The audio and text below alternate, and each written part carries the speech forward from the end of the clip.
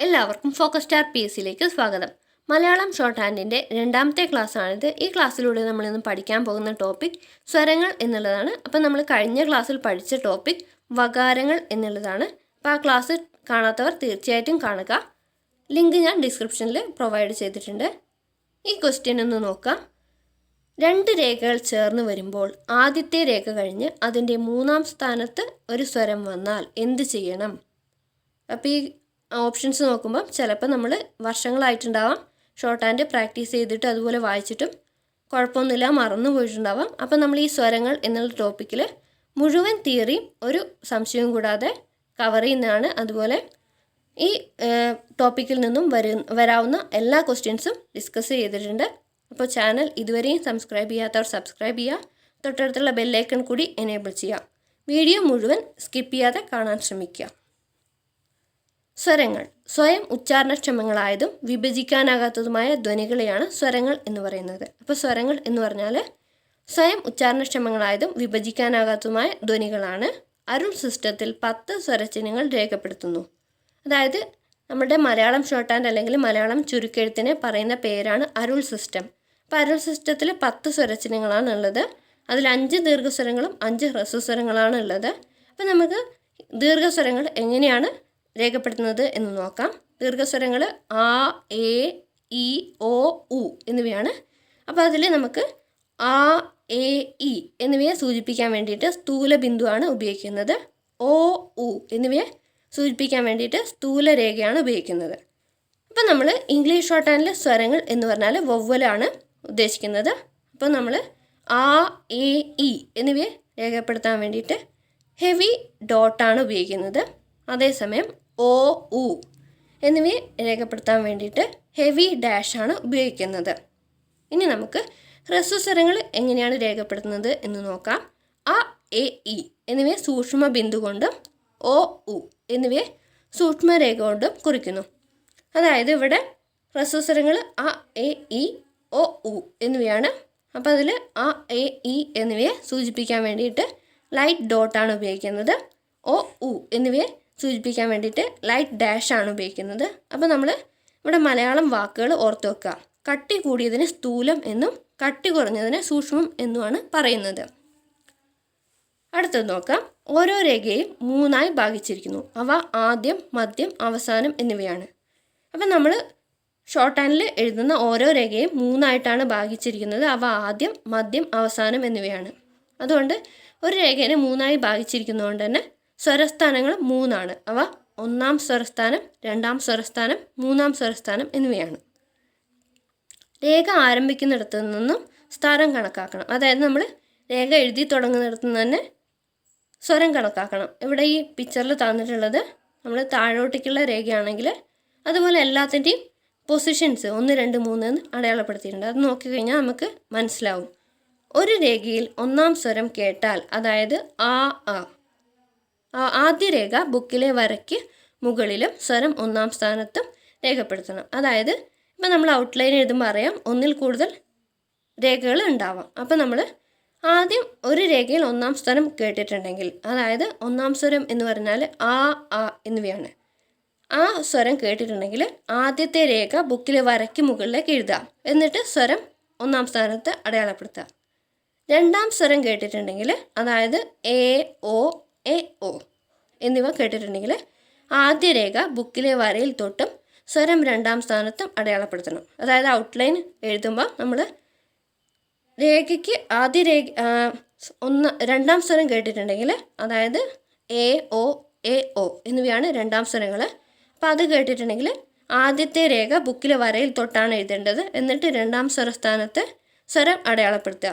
അതേസമയം 3-ാം സ്വരം കേട്ടിട്ടുണ്ടെങ്കിൽ, അതായത് 3-ാം സ്വരങ്ങൾ എന്ന് പറയുന്നത് ഇ, ഉ, ഇ, ഉ എന്നിവയാണ്. അതായത് 2 ദീർഘസ്വരങ്ങളും 2 ഹ്രസ്വസ്വരങ്ങളും ഉണ്ട്. ആദ്യ രേഖ ബുക്കിലെ വരയ്ക്ക് കുറുകയും സ്വരം 3-ാം സ്ഥാനത്തും രേഖപ്പെടുത്തണം. അതായത് ഈ 3-ാം സ്വരങ്ങൾ കേട്ടിട്ടുണ്ടെങ്കിൽ ആദ്യത്തെ രേഖ ബുക്കിന് വരയ്ക്ക് കുറുകെ എഴുതുക. എന്നിട്ട് 3-ാം സ്വരസ്ഥാനത്ത് സ്വരം അടയാളപ്പെടുത്തുക. എന്നാൽ ഇവിടെ ഒരു എക്സെപ്ഷൻ ഉണ്ട്.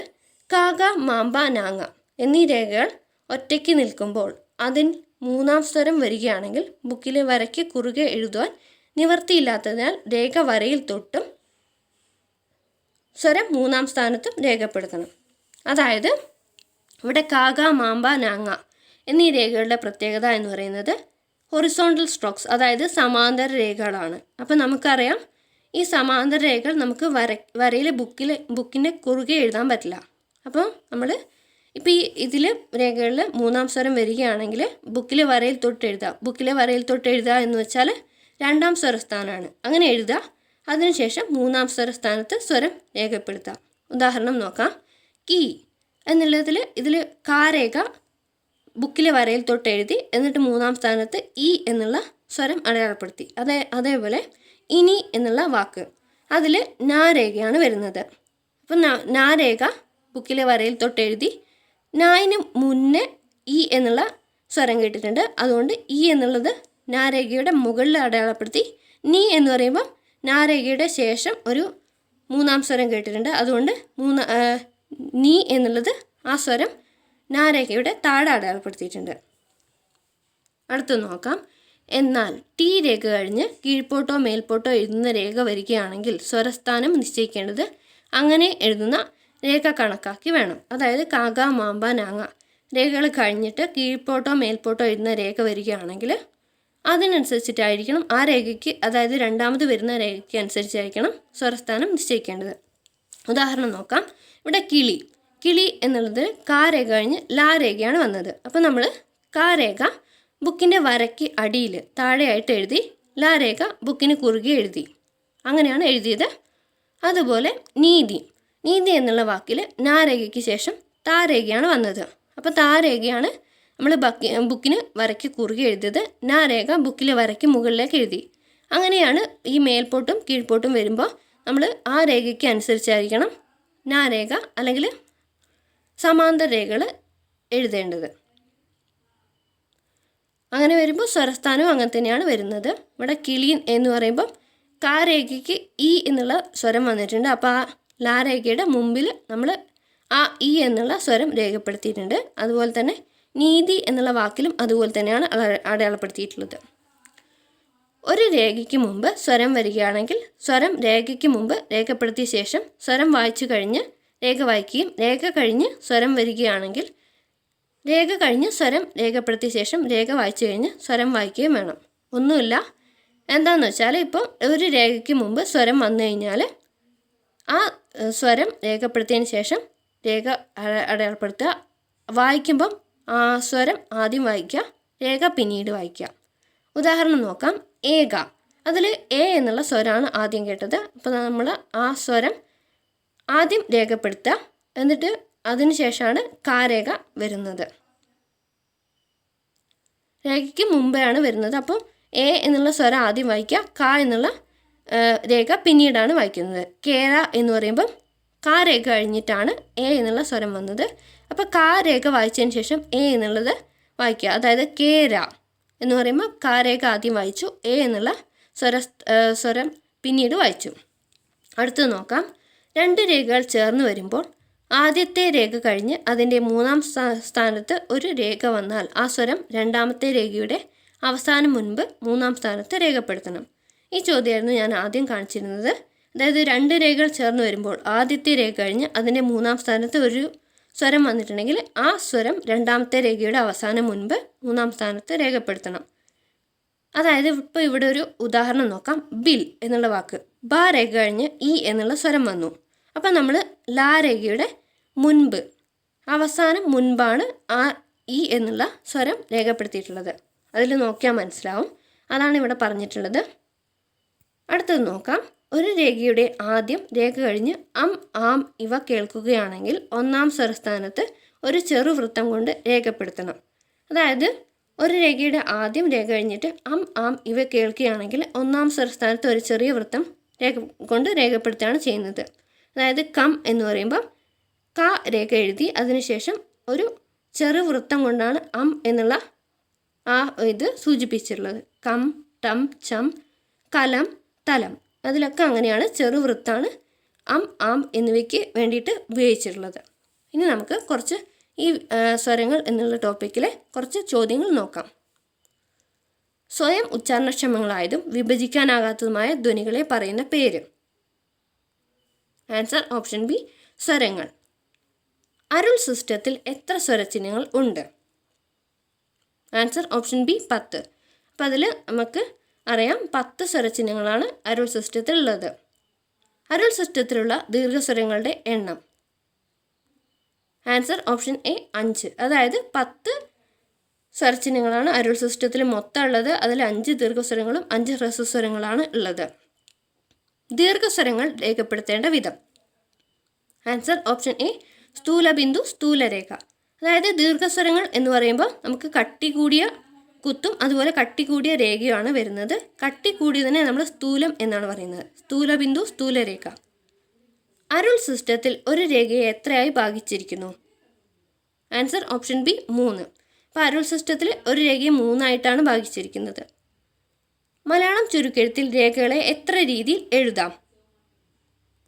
Answer option B 3. അതായത് ഒരു രേഖയെ 3 ഭാഗമായിട്ടാണ് തിരിച്ചിരിക്കുന്നത്. അവ ആദ്യം, മധ്യം, അവസാനം എന്നിവയാണ്. അതുകൊണ്ട് നമുക്ക് മലയാളം ചുരുക്കെഴുത്തിൽ രേഖകളെ 3 രീതിയിൽ എഴുതാം. അതായത് ബുക്കിലെ വരയ്ക്ക് മുകളിൽ, ബുക്കിലെ വരയിൽ തൊട്ട്, ബുക്കിലെ വരയ്ക്ക് കുറുകെ. സമാന്തര രേഖകൾ ഒറ്റയ്ക്ക് നിൽക്കുമ്പോൾ അതിൽ 3-ാം സ്വരം വരികയാണെങ്കിൽ എഴുതേണ്ട രീതി. ആൻസർ ഓപ്ഷൻ ബി ബുക്കിലെ വരയിൽ തൊട്ട്. അതായത് സമാന്തര രേഖകൾക്ക് 3-ാം സ്വരം കേട്ടിട്ടുണ്ടെങ്കിൽ നമ്മൾ ബുക്കിനെ വരയ്ക്ക് കുറുകെ എഴുതാൻ പറ്റില്ല. അതുകൊണ്ട് ബുക്കിലെ വരയിൽ തൊട്ടാണ് എഴുതുന്നത്. ഒരു രേഖയ്ക്ക് മുമ്പ് സ്വരം വരികയാണെങ്കിൽ സ്വരം വായിക്കേണ്ട വിധം. ആൻസർ ഓപ്ഷൻ ബി സ്വരം വായിച്ചു കഴിഞ്ഞ് രേഖ വായിക്കുക. അതായത് ഒരു രേഖയ്ക്ക് മുമ്പ് സ്വരം വരികയാണെങ്കിൽ സ്വരം വായിച്ചു കഴിഞ്ഞിട്ട് വേണം രേഖ വായിക്കാൻ വേണ്ടിയിട്ട്. ഒരു രേഖയ്ക്ക് ശേഷം സ്വരം വരികയാണെങ്കിൽ സ്വരം വായിക്കേണ്ട വിധം.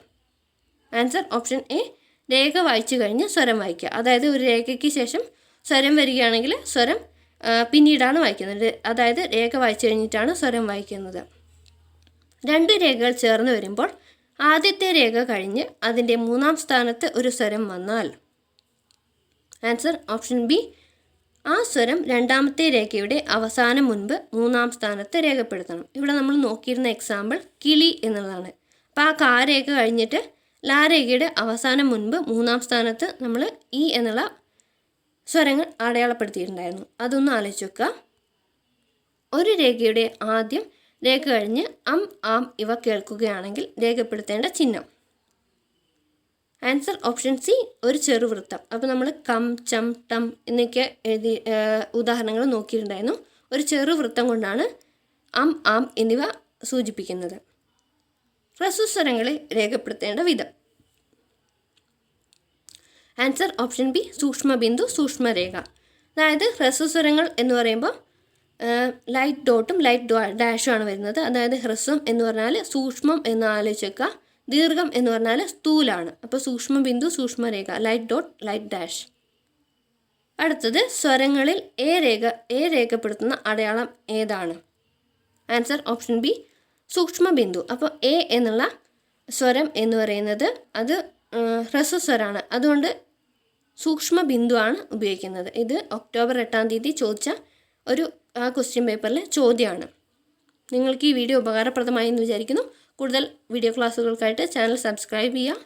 തൊട്ടടുത്തുള്ള ബെല്ലൈക്കൺ കൂടി എനേബിൾ ചെയ്യുക. ലൈക്ക് ചെയ്യുക, മറ്റുള്ളവർക്കായി ഷെയർ ചെയ്യുക, നിങ്ങളുടെ അഭിപ്രായങ്ങൾ കമൻറ്റ് ചെയ്യുക. Thank you. Have A nice day.